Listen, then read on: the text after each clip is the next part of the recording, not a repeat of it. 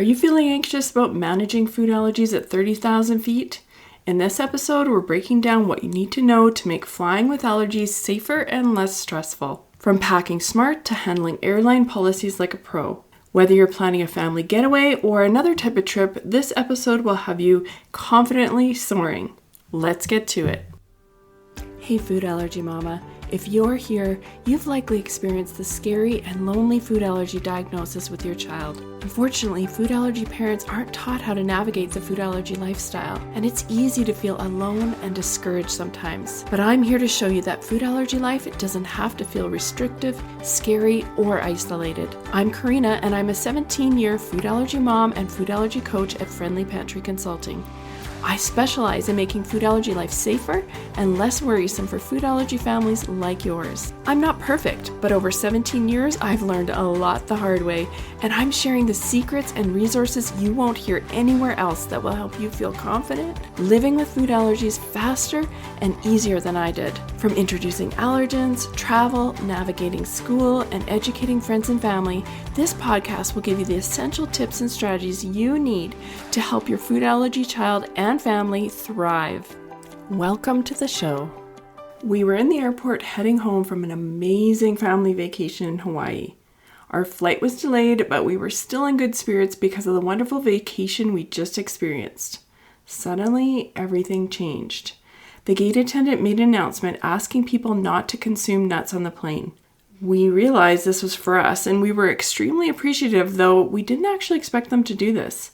Since we usually sit with my daughter between us, we don't ask for announcements, but we still appreciated it when it came. Suddenly, it seemed like the sleepy gate area woke up, and it seemed to echo with unhappy voices. Unfortunately, that unhappiness was directed at us and at the gate attendants. The complaints were audible and hurtful. What? Why can't we have a snack just because someone is allergic? That's ridiculous. Why are they even flying? Now, I'm sure that some people understood and really wanted to help, but they were quiet that day, while those who didn't appreciate the restrictions were in earshot, and unfortunately, it hurt our hearts as well. It was a really bad feeling, and I hope we never have to repeat it. I have to say that I'm really thankful for those gate attendants because they stood up for us. They took the brunt of those angry people, and I'm really grateful. I still think of this incident even many years later. That experience left us feeling vulnerable and exposed in a way that we hadn't expected. It's a reminder that traveling with food allergies has unique challenges. Some we can plan for, and others that will catch us by surprise. But instead of letting those moments hold us back, I've learned that we must move on to live life instead of letting negativity change our actions and our hearts. And preparation and confidence can make all the difference. Because if I hadn't felt prepared to fly, and then the incidents at the gate, I think I might have fallen apart.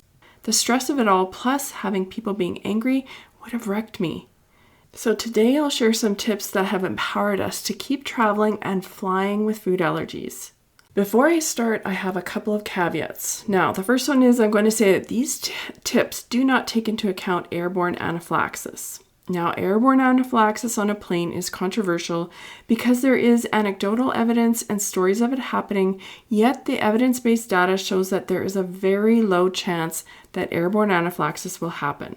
So over the years, I have thought a lot about this, and I've done a lot of reading and research, and we've talked to our doctor, and we've decided that airborne anaphylaxis is not something that we worry about for our family. Now, I'm thinking of doing a podcast episode on this to talk about what I found in my research, why we don't worry about it on planes. But that said, even though we don't worry about it, there are things you can do to lower the chance of it if it worries you. So I'm wondering, does this topic interest you? If so, please let me know if you want me to do an episode on airborne anaphylaxis on planes. Just send me a DM on Instagram at Friendly Pantry. I would love to hear from you. Either way, I recommend that you start by talking to your board-certified allergist to ask them if airborne anaphylaxis on a plane is an issue for your child, and then act appropriately. But the tips I talk about today don't necessarily take that into account. Now, caveat number 2 is that now, fairly recently, my daughter can manage traces of her allergens.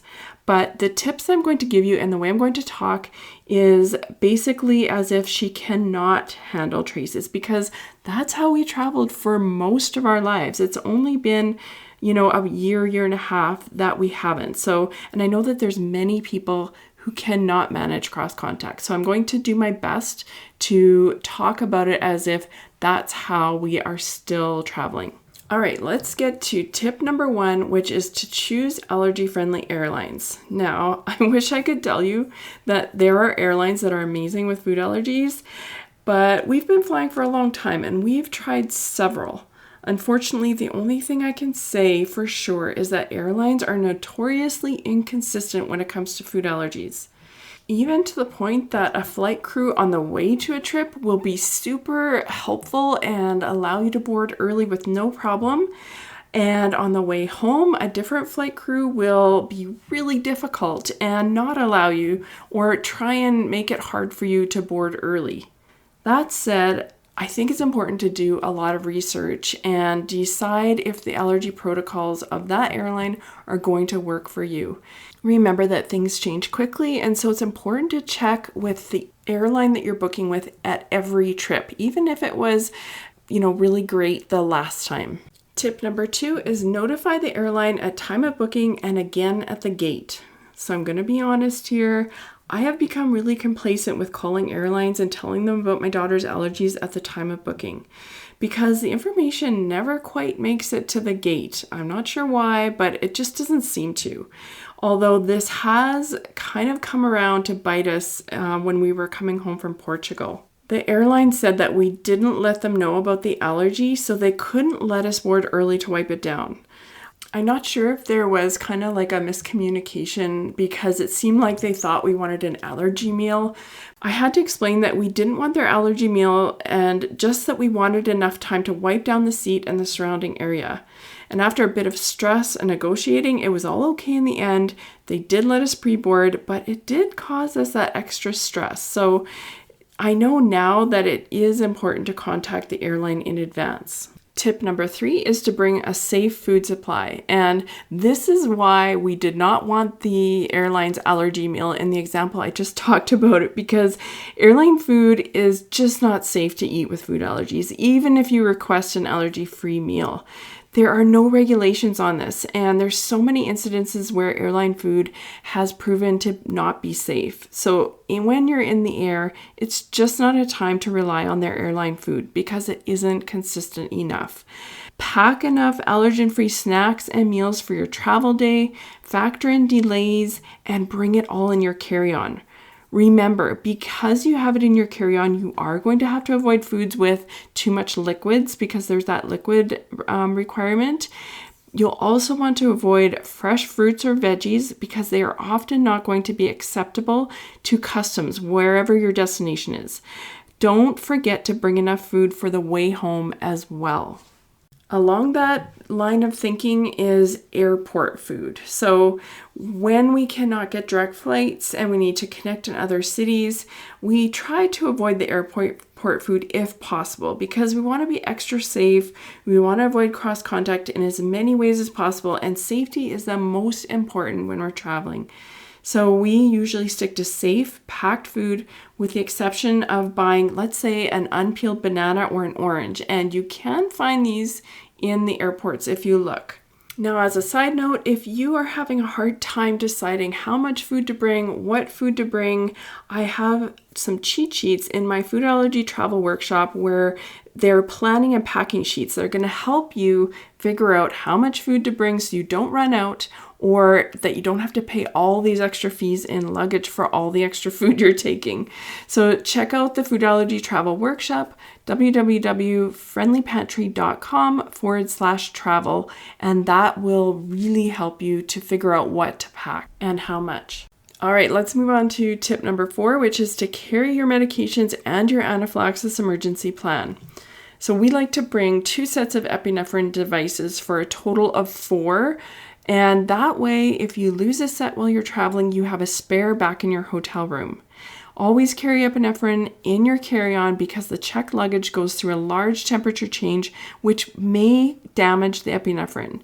You also want to have all of that epinephrine on hand and easy accessible while flying. You also want to carry your antihistamines and any other prescribed medications and keep them in their original packaging with the prescriptions to avoid issues at security. And I think it's easy to forget, like you just grab those epinephrine devices, but don't forget your anaphylaxis emergency plan. If you carry a printed copy with your epinephrine, you can keep it easily accessible while flying.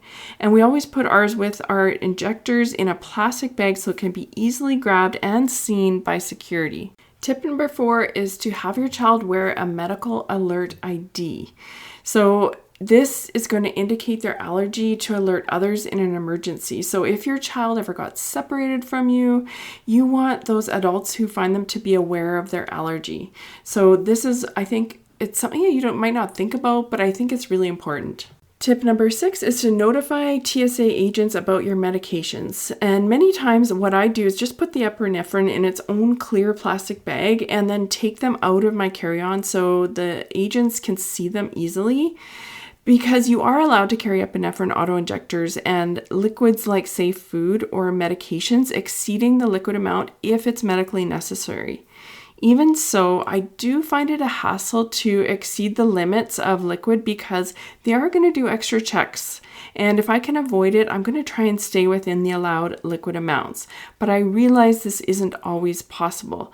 So if you are bringing food that is liquid above the required amounts, bring a letter from your allergist explaining allergies and why you need to bring that safe food. And I actually like to have this letter anyway on hand with me, always when we're traveling, just to be safe. And quick tip, if you are bringing anything canned, your carry-on will likely get searched. And I'm not sure how this canned stuff shows up on their screens, but we had a tuna meal that came in a can in one of our trips to Europe. And as you can imagine, we had lots of flights and transfers, and they searched us every single time. We went through security, and we were told it was because of the can. It's not that it wasn't allowed because they didn't confiscate it, but it shows up on their screen and it flags it for a search. And that brings me to another point. That was security that flagged it for a search, but you still have to go through customs as well. So canned meat or fish may not be okay to bring into another country depending on where you're going. So you need to do your research there. And even after doing your research, always declare any food whenever asked at any borders, because if you don't declare it and they find it, you can be charged hefty fines. If you do declare it, they may still take it away from you, but we haven't had this happen yet. I think the letter from the allergist that I talked about earlier is helpful for this as well. But the bottom line is that it's really important to keep customs requirements in mind when you're packing food for your child and your trip.